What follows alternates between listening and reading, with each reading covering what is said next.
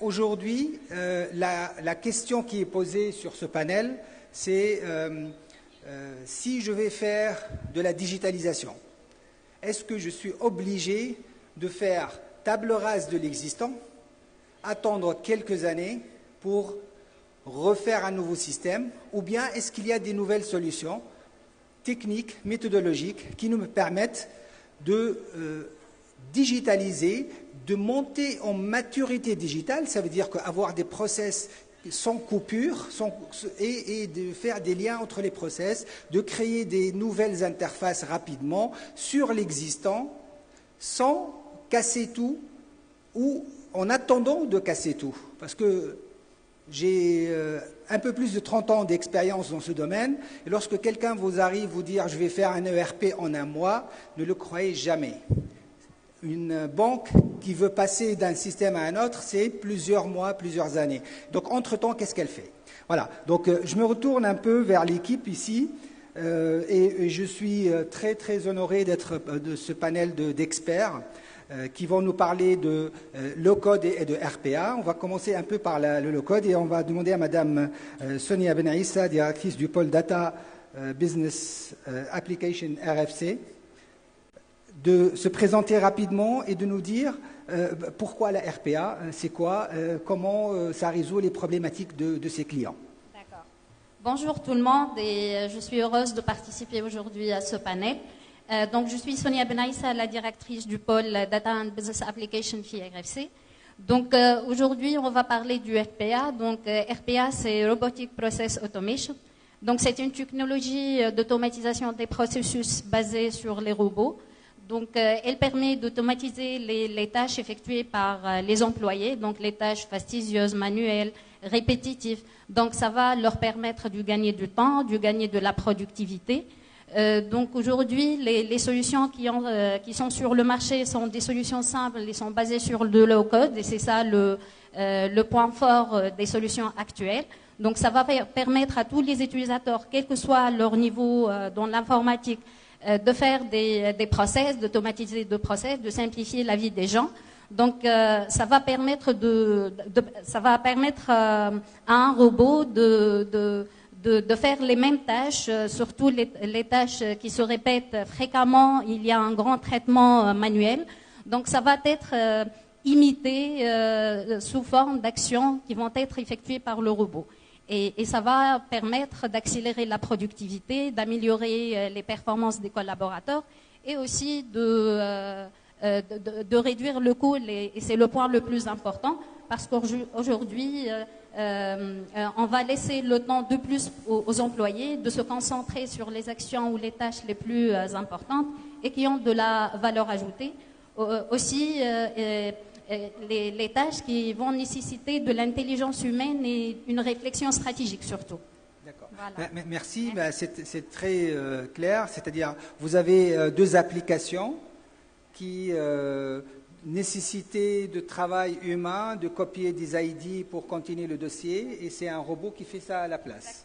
Exactement. Et le robot, il travaille 24 sur 24. Exactement, et ça c'est le plus important en fait, parce que il y a la possibilité de laisser le robot fonctionner toute la journée. Donc, et aussi on peut intégrer l'intelligence artificielle aujourd'hui avec RPA, ça va donner des robots plus intelligents et le point fort c'est que c'est simple à faire aujourd'hui. Voilà.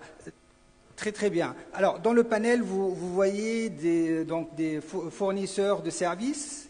Il y a aussi un client ou un utilisateur réel, une grande assurance chez nous, la Star. Donc, j'ai l'honneur de présenter la directrice du système d'information de la Star, Madame Aïda Dardari, et qui va nous parler un peu de présenter la Star, et aussi comment ils ont mis en œuvre cet RPA depuis 3 ans, un peu plus, c'est ça?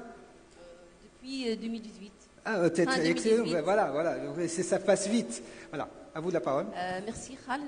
Bonjour à tous et à toutes. Ravi de participer à ce panel. Donc, Star Assurance, c'est la première compagnie d'assurance de la place qui a su s'imposer en tant que référence au niveau du secteur d'assurance au niveau de la Tunisie. En fait, nous sommes conscients et convaincus que la bonne gouvernance, l'innovation et les nouvelles technologies sont les clés de réussite de toute transformation.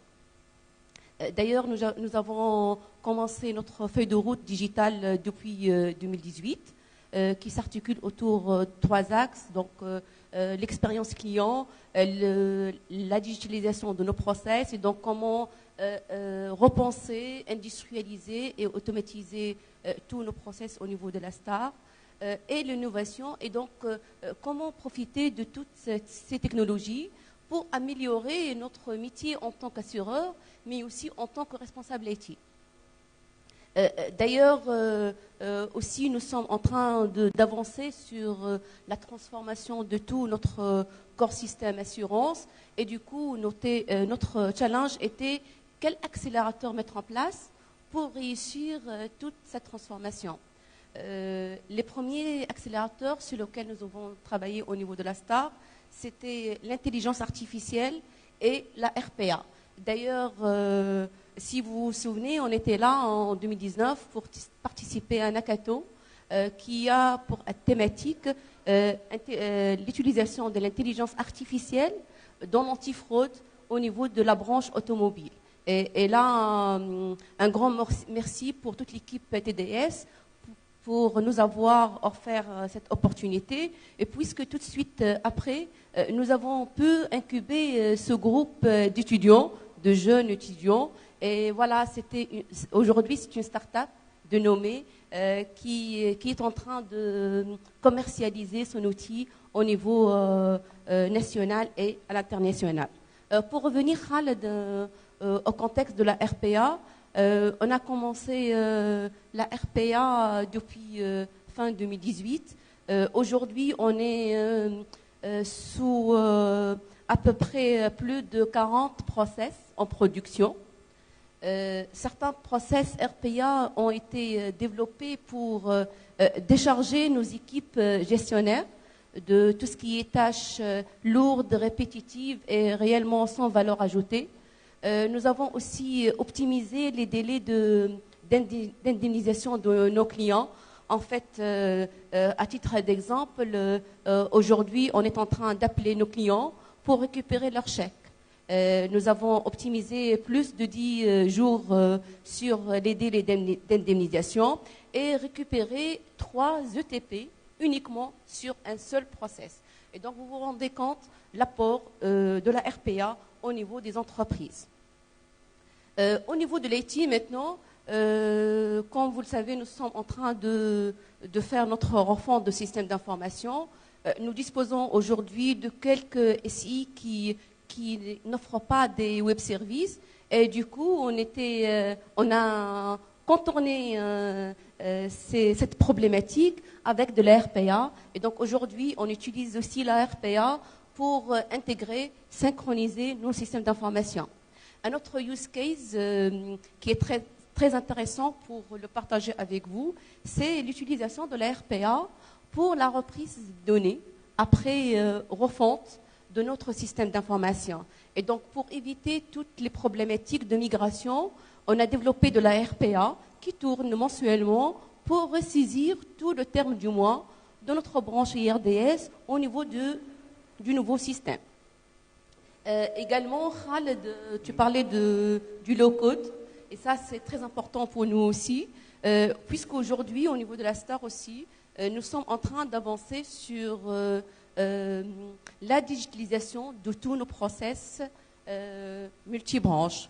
Et donc, aujourd'hui, le choix a été bien étudié pour avancer sur un BPM low-code. Pourquoi le low-code?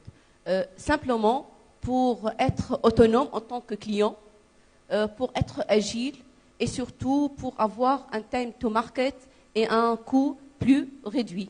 Aujourd'hui, même avec le low-code, puisque le low-code, il offre une interface graphique très light qui nous permet de faire du drag and drop pour modéliser nos process et du coup, on pourrait facilement déléguer cette prestation à nos gestionnaires et voilà pour décharger un peu les équipes pour qu'elles travaillent sur d'autres actions à plus forte valeur ajoutée en tant que IT. Merci. Merci Aïda, c'est très clair. Donc je note bien une utilisation astucieuse de la RPA pour la migration de version. C'est-à-dire que j'imagine, j'essaie d'imaginer, vous avez deux applications, l'ancienne et la nouvelle. Au lieu de passer du temps et comprendre les schémas de base de données et ainsi de suite et d'appeler l'expert, on appelle la première, on la fait tourner. Elle prend les données et elle appelle la deuxième en simulation et elle injecte les données dans la deuxième et on fait travailler ça pendant le week-end et le tour est joué, toutes les données sont migrées sans comprendre l'ancien système qui a perdu les développeurs. Voilà. Excellente méthode. Même si c'est une black box, donc tu t'en fiches. Exactement. Voilà. Et c'est souvent le cas, surtout quand on a une application très ancienne, les développeurs ne sont plus là, il faut comprendre dans le schéma, c'est pas évident. C'est une très belle utilisation. Je vais me tourner vers Slim Griba, qui est Senior Manager chez WeView. Et donc là, on a parlé de RPA, du low-code et tout. J'espère que c'est clair, que c'est des outils qui sont faciles à mettre en place et qui ne remettent pas en cause l'existant et qui ne nécessitent pas du développement dur en langage classique. Mais en tant qu'utilisateur de ça, en tant que DSI d'entreprise ou en tant que décideur d'entreprise, est-ce qu'il y a un retour d'investissement? Comment je vais le calculer, ce ROI, ce retour d'investissement? Je sais que c'est une question un peu brutale, mais montre-moi que je vais gagner et comment tu calculerais le ROI d'un projet RPA? Merci Khaled pour cette question effectivement extrêmement pertinente. L'un des intérêts de la robotisation, c'est de pouvoir précisément en fait mesurer le temps de retour sur investissement par processus robotisé. Concrètement, en fait, si on prend aujourd'hui la robotisation d'un projet, en coût, en fait, on va avoir deux typologies de coûts. On va avoir des coûts récurrents, essentiellement donc la location de la licence de la robot. Après, les détails peuvent changer d'un éditeur à un autre, en fait, mais globalement, on va louer du temps au robot, en fait, donc c'est une location à l'année, du temps de mise à disposition d'un robot. En deuxième coût récurrent, en fait, on va avoir des coûts de maintenance du robot. Pourquoi? Parce que l'intérêt de la robotisation, comme l'expliquait très bien Madame Benraïs, c'est d'être aligné en fait sur les processus métiers. À partir du moment en fait où c'est aligné sur les processus métiers, à partir du moment où les processus évoluent ou peuvent évoluer dans le temps, il faut qu'on assure un minimum de maintenance de robots pour qu'il y ait cette valeur ajoutée qui puisse être assurée. Ensuite, on va avoir des coûts ponctuels. Typiquement, donc, c'est les coûts de développement, de paramétrage du robot au lancement. Et puis, on peut avoir sur certains processus des coûts de conduite, de changement ou de formation. Pourquoi? Parce que finalement, la robotisation, c'est moins un projet technologique qu'un projet organisationnel, en fait. Donc, on peut avoir un impact sur la manière dont les utilisateurs vont travailler avec les nouveaux process. Donc, il va falloir accompagner, en fait, accompagner cette nouvelle méthode de travail.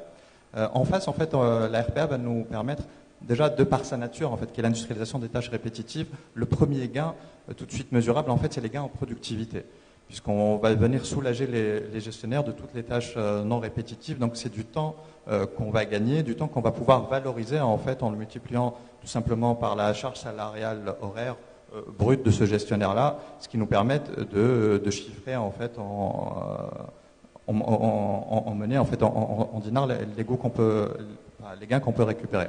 Ensuite, il y a une deuxième source de gains qui est la non-qualité, ou la non-qualité évitée, en fait, parce que la robotisation va permettre d'éviter, en fait, toutes les erreurs de ressaisie, donc le retravail derrière.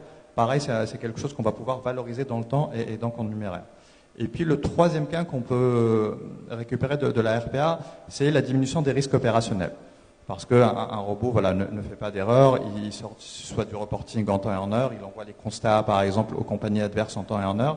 Et du coup, ça c'est des coûts qu'on peut valoriser parce que quand un constat envoyé en erreur, en fait c'est une pénalité. Et donc quand on le voit en temps et en heure, on va pouvoir valoriser ces gains-là. Et du coup derrière, donc on a les coûts, on a les bénéfices, et ce qui nous permet de sortir une projection sur le temps, en fait, avec un temps de retour sur investissement. Il faut savoir que les projets RPA, on a des temps de retour sur investissement qui se mesurent en quelques semaines ou en quelques mois en général. Donc, c'est des projets qui sont extrêmement rapides à mettre en place, qui sont extrêmement intéressants, qui nécessitent très très peu d'investissement en amont, donc avec des barrières à l'entrée qui sont relativement faibles, en fait. Donc, voilà la vision ou l'approche ROI par processus est extrêmement pertinente parce que ça permet d'améliorer très rapidement en fait le fonctionnement de l'entreprise en identifiant les processus à plus fort potentiel ou à plus fort potentiel de gain, justement. Merci. J'ai bien noté que c'est calculable, c'est mesurable, et ne pas oublier la qualité, surtout que et aussi l'aliénation des collaborateurs qui font des tâches répétitives sans valeur ajoutée. On va les déployer sur d'autres travails. J'ai entendu Madame Maïda parler de gains sur ETP. Rassurez-vous, aucun n'a été sorti et ça a été redéployé et ils sont très heureux parce qu'ils font plus de travail aliénant. Donc là, je me tourne vers notre experte, Madame Hela Gharar, qui est Senior Channel, Senior Sales Channel Manager de Neoledge. Et là, on a en plus un éditeur. Voilà, donc on va avoir une vision d'un éditeur qui propose ses solutions dans ce domaine-là. À vous la parole pour présenter la RPA et le low-code. Donc, Hela Gharar, Senior Sales Channel Manager de Neoledge. Nous sommes un intégrateur de solutions de gestion de contenu et nous travaillons aussi avec des partenaires dont RFC. Neoledge, c'est l'éditeur de la solution qui s'appelle Elise, plus connue en Tunisie sous le projet Alice. C'est une solution qui date aujourd'hui qui est âgée aujourd'hui de 20 ans, qui a intégré la technologie RPA depuis déjà quelques années grâce à une composante qui s'appelle Smart Agent. Smart Agent, c'est un robot qui n'automatise pas uniquement des process métiers, des tâches répétitives, qui sont aussi chronographes, mais qui permet aussi de faire la liaison entre les documents, la génération de documents, même des expéditions automatiques vers l'extérieur. Et donc, Neoledge, elle a investi beaucoup dans la R&D, dans sa stratégie produit, et on sort 3 releases par an. La dernière release, justement, elle est dotée de plateforme Elise Low Code. Donc c'est une plateforme embarquée de low-code aujourd'hui qui permet à nos clients et intégrateurs de pouvoir coder sans code ou avec peu de code. Là, on va même vers le no-code parce qu'on a toujours besoin de faire du coding pour l'intégration avec des systèmes d'information, des outils externes, de faire des liaisons entre les documents. Et donc, on a choisi dans la stratégie de produit d'embarquer ces systèmes-là pour donner la totale autonomie à nos clients intégrateurs de faire justement schématiser leur BPM avec peu de code. D'accord. Merci beaucoup. Je pense, je ne sais pas, la salle, combien il nous reste de temps, mais on va prendre 2 minutes chacun, rapidement, hein, donc pour ne pas trop... je sais que dans la salle, la fin, on l'entend. D'accord. Donc, juste pour nous dire, un projet RPA, pour vous, succinctement, comment ça se fait, comment ça se passe, ainsi de suite. OK. Donc, chez RFC, on aide nos clients à identifier en premier lieu leur process, parce qu'aujourd'hui, la phase la plus importante dans ce projet RPA, c'est la détection des opportunités. Donc, on a les outils qui permettent de faire de l'exploration des tâches et l'exploration de processus pour pouvoir donner des opportunités importantes. Aujourd'hui, le plus important, c'est d'avoir des processus qui sont traités manuellement, qui ont beaucoup de volume, qui ont un volume important de traitement dans la journée, parce que faire automatiser un process qui s'exécute une fois par mois n'a pas la même valeur ajoutée qu'un process qui s'exécute plusieurs fois dans la journée. Et ce sont des critères garants du retour sur investissement. Dans RFC, donc la phase initiale, c'est la partie évaluation, là où on va étudier la faisabilité, le ROI, comment on va réduire les coûts et tout ça. Donc après, on va, c'est la phase conseil, là où on va donner les informations sur les prérequis, les côté licensing, côté mise en place et tout ça. Et après, on va développer le process. Là où on va mettre en place le process selon le besoin du client, là on va tester. Il y a la phase recette, la phase delivery du process. Et une fois c'est bon et tout est fait, tout est mis en place, donc la phase implémentation, c'est la phase où on va mettre en œuvre le process et l'intégrer avec les différents services de l'entreprise. Et bien sûr, la mise en place d'un process pareil, elle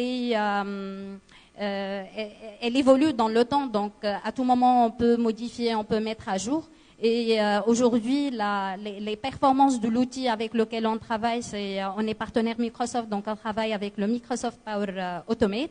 Là où il y a la simplicité, la fluidité, une interface très simple et derrière laquelle se cachent plusieurs outils d'automatisation. Merci beaucoup. Madame Aïda, rapidement, depuis 2018, vous avez commencé à faire ça. Aujourd'hui, vous avez une équipe. C'est quoi l'équipe que vous avez? Je pense que beaucoup de travaux se font en interne. Et donc, l'équipe s'est appropriée les outils et c'est elle qui réalise les robots, ainsi de suite. Comment ça se passe chez vous? En fait, au niveau de la STAR, notre approche, elle est très claire. On commence toujours par inspecter le marché pour voir quelles sont les solutions, faire du benchmarking et enchaîner ensuite sur un POC. Et voilà, dès qu'on commence le projet, c'est à ce moment-là qu'on fait monter en compétence nos équipes petit à petit pour qu'ils puissent maîtriser la solution et pour que la STAR serait autonome pour tester tout ce qu'elle est en train de faire. Aujourd'hui, nous avons une équipe de 2 personnes, dont un qui est certifié UiPath. Nous pouvons vous assurer aujourd'hui qu'un process RPA, il nous consomme entre 5 jours, entre développement, test et déploiement.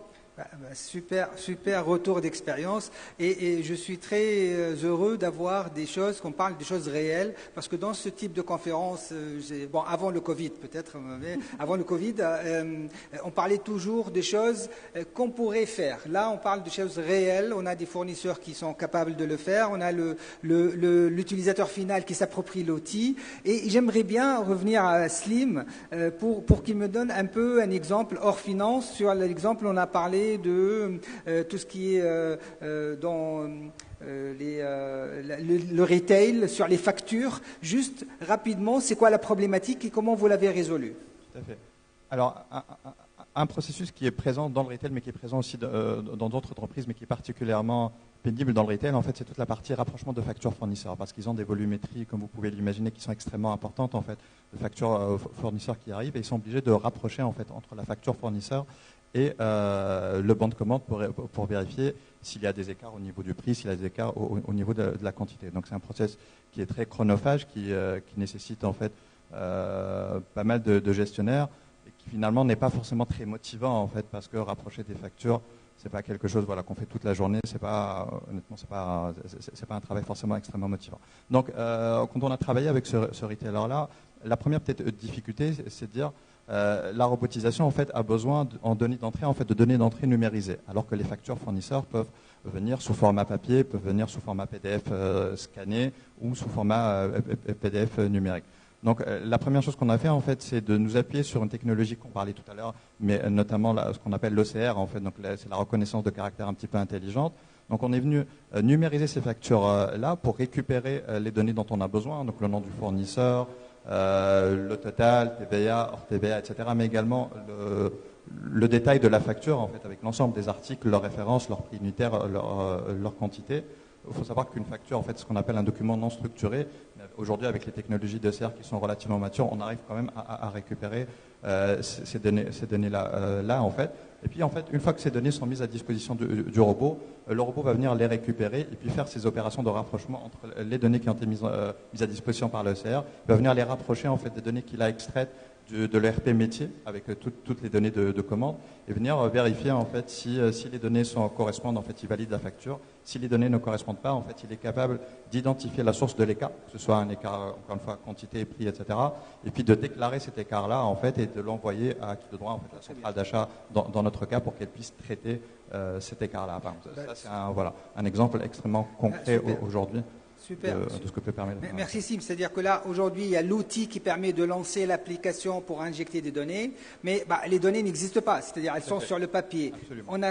Vous avez ajouté une étape de scannerisation, récupération des numéros, des dates et les injecter dans le système. Absolument. Et ça a remplacé combien de TP à peu près d'équivalente. C'était combien de personnes qui travaillaient sur ça avant? C'était une vingtaine de personnes, on a réduit ça de 3/4 en fait. De 3, voilà. Donc il y a à peu près 18 personnes qui ont été redéployées sur d'autres services. Absolument. D'accord. On me fait rappeler à l'ordre du temps. Donc il nous reste une dernière question, Madame Helager, c'est qu'il nous dire quelle est la valeur ajoutée que peut apporter la plateforme pour les clients. D'abord, cette autonomie pour gérer les process, mais non seulement les process métiers, les process les plus complexes, c'est de pouvoir, même sans être développeur, pouvoir robotiser nos process et faire du coding avec peu de code.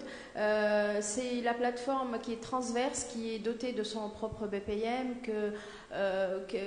qui gère vos dossiers, l'archivage. Donc c'est une solution unique. Vous n'avez plus besoin d'être outillé de plusieurs outils qui sont séparés avec des problématiques en général d'intégration. Et donc, c'est une solution unique de bout en bout qui va vraiment tout prendre en charge grâce à la robotisation. Vous n'avez plus besoin après d'une grosse équipe justement pour robotiser, pour faire du coding sur d'autres outils ou d'autres process, des plus simples ou plus... Parce qu'il n'y a pas que les process métiers qui sont très importants, il y a même des process annexes qui sont pas nombreux, mais bon, qui prennent un peu de temps. Et juste une anecdote, en fait, on a intégré l'intelligence artificielle dans Elise également.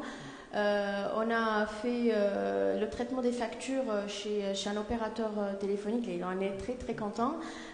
Justement, depuis la numérisation, la reconnaissance du document, la capture des critères et jusqu'à l'injection dans le système, dans leur CRM et cette liaison entre les factures et les documents aujourd'hui. Merci beaucoup. Merci à nos spécialistes qui nous ont, j'espère, convaincus par rapport à la possibilité de faire avancer la maturité digitale, ça veut dire d'ajouter des possibilités d'intégrer de la donnée avec une seule source, de ne pas faire de la ressaisie, de créer de nouvelles interfaces rapidement, de les connecter au système existant. Bien sûr, ça peut être autonome comme ça peut être avec des API. Et tout ça en ayant des outils faciles. Et si j'ai bien compris, vous avez noté qu'on a parlé de low code, c'est-à-dire qu'on a besoin de plus de connaissances métiers que de connaissances informatiques. C'est pas du no code, ça veut dire que c'est pas drag and drop 100%, mais il faudrait quelques petits scripting à faire. Et là, on le voit à la Star, les équipes internes se sont appropriées les outils. Et donc voilà. J'ai terminé. Je vous remercie énormément. Et malheureusement, il n'y a pas de questions, mais nous sommes dans les barrages et nous sommes à votre disposition.